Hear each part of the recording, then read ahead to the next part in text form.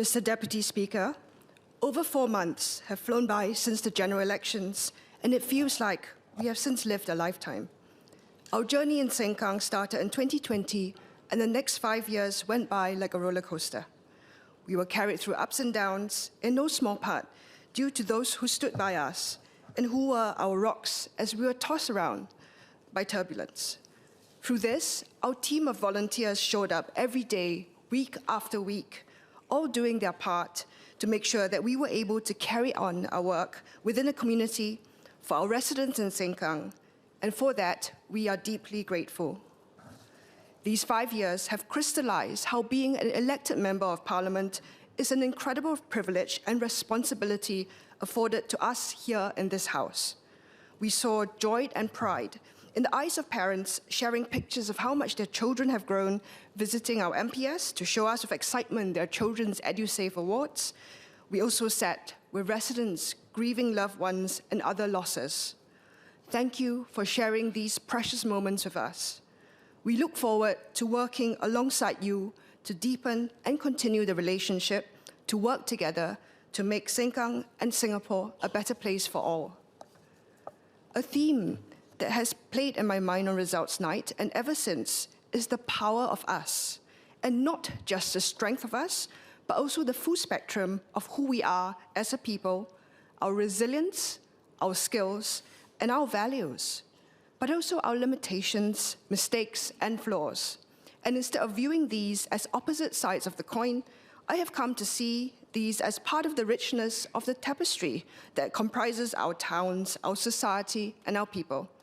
Compared with 5 years ago, the world has undergone many changes. Even as memories fade of the pains and coming together in the face of COVID, we see living pressures continue to mount. Global conflicts and the straining of the previously accepted world order add to concerns about climate change, and it is no wonder that there is so much talk about climate anxiety, a mental health crisis. We are also faced with ongoing challenges to our own food security in Singapore and how to forge forward to balance where our country sits in a world where sustainability challenges seem insurmountable. Additionally, when financial pressures grow, community often takes the back seat. Individuals, families, and social relationships are put under strain. Physical and mental health declines, civic engagement drops, and people withdraw from social activities to save money or because they feel ashamed. In communities, social capital may be weakened, diminishing community resilience, risking a downward spiral where vulnerable groups end up even more disproportionately affected by weak economic winds. These are not just abstract concepts. Ask ourselves, compared with 5 years ago, are we a stronger, kinder, more inclusive society? In my maiden speech in 2020, I talked about how I felt that the perception of a lack of social mobility and the presence of elitism, regardless of data, is a real and often overlooked danger. More than 5 years on, where are we? This year, business and employment sentiment surveys show dips, and many expect these to remain depressed. How are we faring in terms of the perception that our people have of our much-cherished system of meritocracy? How often, too, have we, over the last 5 years, had fellow Singaporeans give us a shrug and say what to do? Not because we have given up, but because we feel pressured up against forces that are just so strong. So what have we done to prevent this feeling of helplessness in the face of global uncertainty and challenge from taking root? I believe that the answer to this is in the power of community, of a people-centered community. Human beings are essentially social in nature, relying on one another for our well-being. In a world where scarcity starts to dominate, it is where we have to band together to make best use of whatever resources we have to pool our strengths. Thus, I have been deeply heartened that in the months since our election in May this year, we have been approached by numerous organizations and individuals seeking to partner us towards the betterment of our community, of our Sengkang residents. This deepening of the networks of our community in Sengkang and beyond is something we deeply appreciate. From initiatives to create stronger connections within a community, to befrienders programs to better support those in distress, to fostering deep and meaningful integration with those living with disabilities, and encouraging residents to explore and engage more with home-based businesses within that community. These are some examples of groups that have reached out to us. They hope that by working with the elected members of Parliament, the elected councillors of the Town Council, they could join us in ensuring that our resources are maximized for the good of our residents. These efforts may seem small, particularly when compared against huge movements or organizations such as national-level agencies like the People's Association. However, they have given my party colleagues and I invaluable insight and a chance to explore these additional facets of the community and to get to know our people better as their elected representatives. This will eventually translate and inform our work as legislators here in this House. They are also an important acknowledgement that the voice of our people matter, that their collective choice to send my colleagues and I into this House is legitimate and accepted. I also hope that this trickle will eventually bring us to more collaborations, more acceptance that political diversity is important and here to stay. Community partners should eventually see us as nodes through which we will help our communities overcome challenges, fix problems, and grow beyond their current limitations. Ultimately, my hope is that this leads to a shift towards working for a country that is ultimately better able to adapt to myriad challenges. And as I have mentioned earlier, while knowing our strengths is key, we also have to sit with our limitations to truly see our flaws candidly.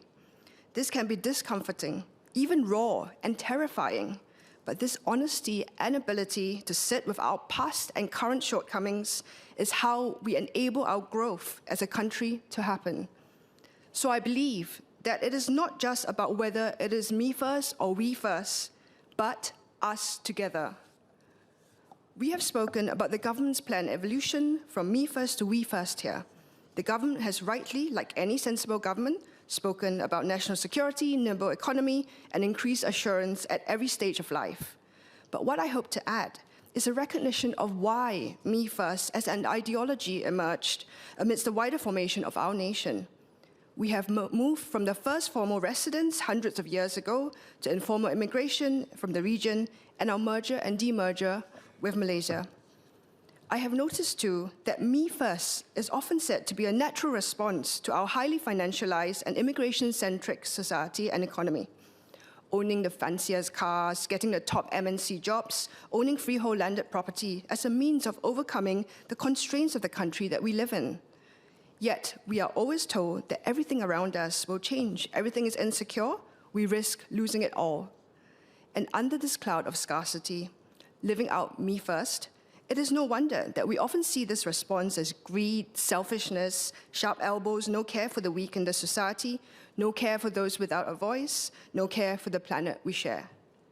Our response to this less than ideal state is not to be anti-immigrant or anti-capitalist, particularly as our country has been built off an environment that is the opposite of that. But as a first response, I hope we can once more look at the dashboard of how to measure progress, which I spoke about during the last few budgets. This measurement of outcomes, apart from GDP, would help us to ensure that some things in the public sphere would not change, so that we may find alternative spheres of wealth. Rather than just be guided by economical thinking, heritage should be kept alive, including our schools, community spaces, natural spaces that we and our parents went to. We should stem the erasure of community heritage, currently perceived to be under threat from forces such as rent and high operating costs. Our non-physical cultures in the form of languages, arts, hobbies need to be supported as they are threatened by me-first ideology. The first step to do that is to start ways in which to quantify these sources of wealth, as I have called for previously with the developmental dashboard. It is thus very exciting to learn more about initiatives such as the collaboration between NUS and the Sao Paulo Chi Institute to explore, using Singapore and China as case studies, a new framework integrating EESG principles with inner development. The hope is that this work can help governments design systems rooted in sustainability, dignity, and shared purpose beyond GDP as a measure of success. The government also paints a tender picture of a community where the opposite of me first comprises citizens who give up seats on trains, taking initiatives. But there are also things which the government should not directly try to affect.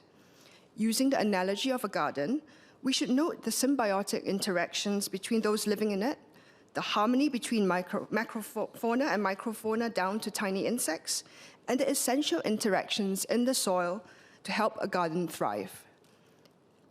As policymaker and enforcer of the law, the government plays the role of a gardener who occasionally pulls out infestations, provides bigger plots, and waters the plants during times of drought. Having good intentions to prune carefully and balance fertilizer and pest control is essential, but not enough. The government must also support the garden to grow to allow it space to breathe. We must have reliable physical and intangible spaces within the garden, combined with accessible ways of moving that allow people to meet one another, like the void decks of old. How can we have a target population for a garden when we haven't made space for denizens to discover themselves and grow? We must allow space for some rewilding. Stop worrying overly about the precise shape of our community.